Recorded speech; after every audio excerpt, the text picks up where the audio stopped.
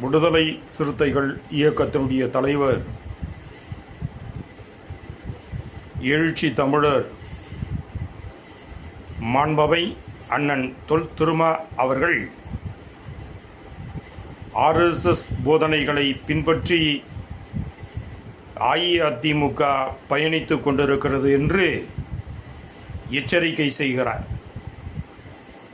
இதில் கவனமாக இருக்க வேண்டிய அஇஅதிமுக ஏனோ மௌனமாக இருக்கிறது. ஒட்டக்கூத்தன் பாட்டுக்கு இரட்டை தாழ்பால் போடும் விதமாக ஒன்றிய இணையமைச்சர்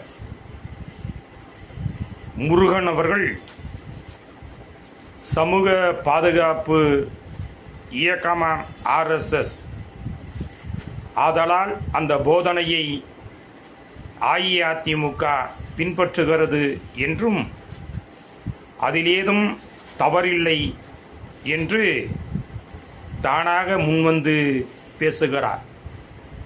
பேசுகின்ற முருகன் அஇஅதிமுகவை படுகுழியில் வைத்து மண்ணை அள்ளி கொட்டும் விதமாக RSS போதனைகள் புதிதாக கட்சி துவங்கியிருக்கக்கூடிய நடிகர் விஜய் அவர்கள் புரிந்து கொள்ள வேண்டும் என்று சொல்லி அதிமுகவை பாதாளத்தில் தள்ளி விஜயை மக்கள் மத்தியில் தூக்கி நிறுத்தக்கூடிய ஒரு முயற்சியை மேற்கொண்டிருக்கிறார்.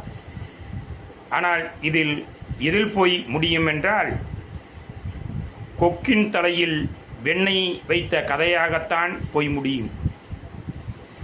RSS என்பது சமூக புரட்சிகரமான சித்தாந்தங்கள் கொண்ட இயக்கம் என்று முருகன் குறிப்பிட்டு காட்டுகிறார்.